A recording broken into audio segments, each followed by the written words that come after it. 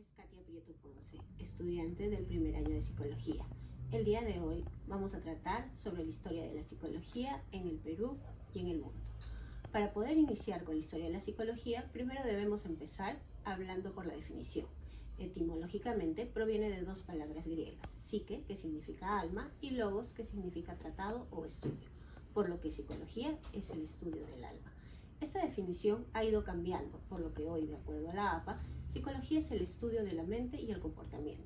Es una disciplina científica diversa, que comprende varias ramas principales de investigación, así como varias subáreas de investigación y psicología aplicada. Para iniciar con la historia de la psicología, vamos a dividirla en dos etapas. La etapa precientífica, que va desde los estudios de los griegos hasta el siglo XIX, y la segunda etapa, que es la etapa científica, a partir de 1879. En la etapa precientífica vamos a iniciar con la Edad Antigua. En pleno apogeo de la filosofía griega tenemos a Platón y Aristóteles. Platón afirmaba que el hombre se encontraba formado por el cuerpo y la mente, el dualismo, dividiendo la mente en tres partes: racional, pasional y hedonista. Según el platonismo, solo el alma racional puede contemplar el verdadero conocimiento. El alma, a pesar de ser invisible, es la que rige el cuerpo y sus instintos, es la parte racional del hombre. Aristóteles, conocido como el padre de la psicología antigua, tuvo una mayor influencia a la hora de impulsarla. Aristóteles, como buen discípulo de Platón, siguió la teoría del dualismo, añadiendo el reconocimiento de la diversidad y la dinámica de la naturaleza. Aristóteles sostiene que el alma es la conciencia de sí mismo y la divide en tres tipos: vegetativa, sensitiva y racional. También sostiene que cuando el hombre muere, el alma se separa del cuerpo. Y es así como ingresamos a la Edad Media. En la Edad Media tenemos a San Agustín. San Agustín nos dice que el objeto de la filosofía se resume en el conocimiento de Dios y del alma humana, siendo el alma el receptor de la divina sabiduría y comparte la gloria de Dios. Sus obras fueron de gran aporte para la evolución histórica de la psicología, teniendo como una de las principales sus confesiones, que fueron como una especie de autobiografía. También tenemos a Santo Tomás de Aquino, quien cristianizó el sistema fundado en la lógica aristotélica, sosteniendo que el individuo es una entidad dinámica, motivada internamente por el alma, que ésta posee 5 facultades o potencias: vegetativa, sensitiva, apetitiva, locomotriz e intelectiva.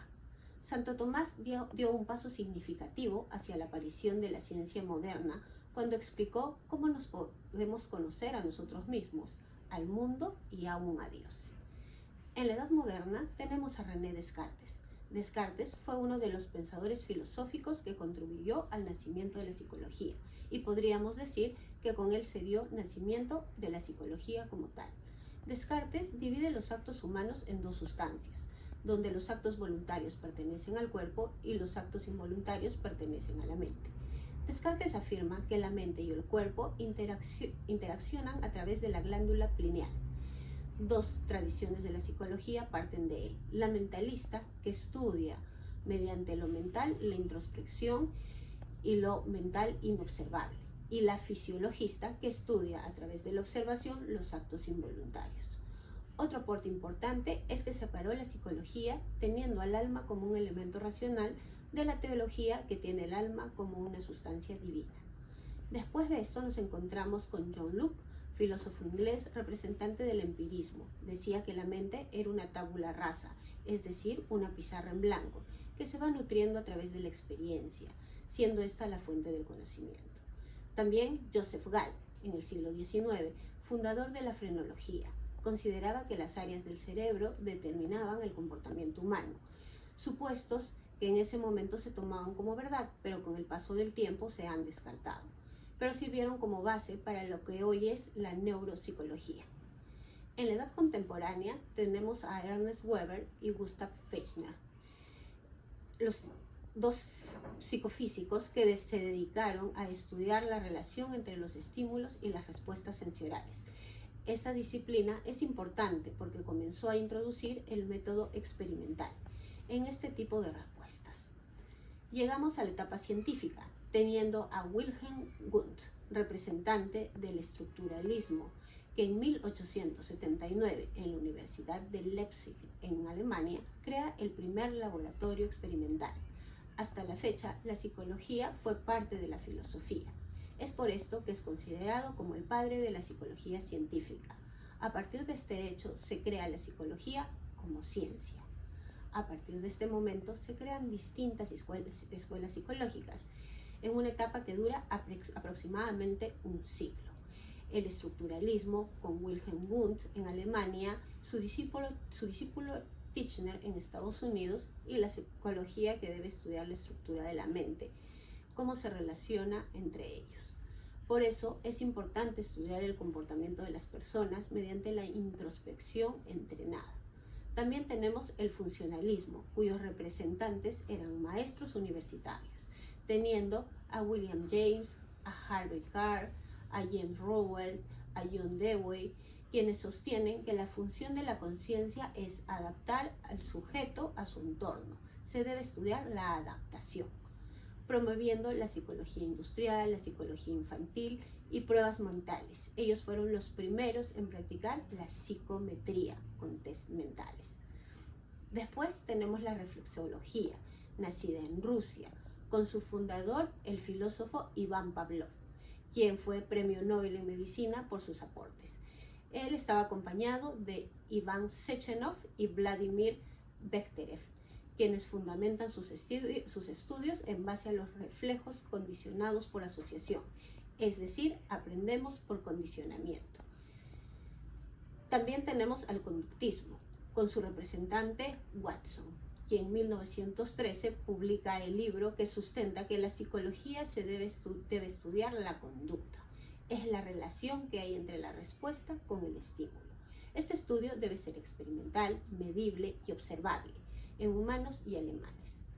Después llega Gestalt con sus representantes psicólogos alemanes, Kafka, Wagenknecht y Kohler. Basaron sus estudios en la percepción. Sostenían que los pensamientos, las ideas y la mente se basaban en la percepción. Su aportación fue más importante sobre el concepto del insight, la comprensión repentina. Ellos utilizaron el método fenomenológico, que comprende la observación inmediata. Después llega el psicoanálisis en 1895, con su representante, el médico austriaco Sigmund Freud, cuyo objeto de estudio es el inconsciente. El método utilizado son las asociaciones libres. Se les pide asociar palabras de forma repentina, ya que éstas están en el inconsciente. Esta corriente aportó a lo largo y hasta el día de hoy en la psicoterapia. Bueno, es así como llegamos a la psicología en el Perú. A diferencia de Europa, en el Perú el estudio de la psicología inicia un poco tarde. Para esto nos remontamos al año 1553 con la fundación de la Universidad Mayor de San Marcos, donde se enseñaba filosofía y psicología era parte de esta carrera. Esto se extiende hasta el año 1920, teniendo a Hipólito Unanue como representante, quien en 1808 propone incluir los estudios de psicología dentro de la carrera de medicina. En el periodo de 1890 a 1920 llegan al Perú las corrientes del positivismo y el espiritualismo,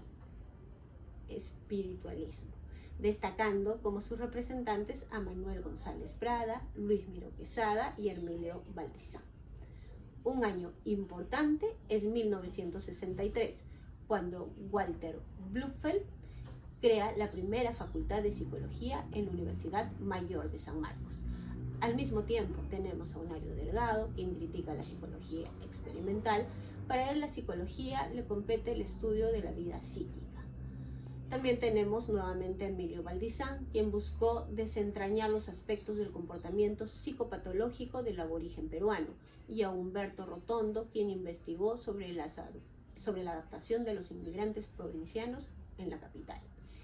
En 1950 se da un gran avance, estableciendo el departamento de psicopedagogía en los colegios secundarios públicos. Es así como se lograron varias investigaciones. Recién en 1980 se crea la Escuela de Psicólogos del Perú. Ante todo esto debemos decir que la psicología es una ciencia que se encuentra en constante cambio, en constante evolución. A medida que el hombre cambie su comportamiento, la tecnología avance, vamos a encontrar nuevas áreas. Es por eso que debemos seguir promoviendo los estudios y la investigación.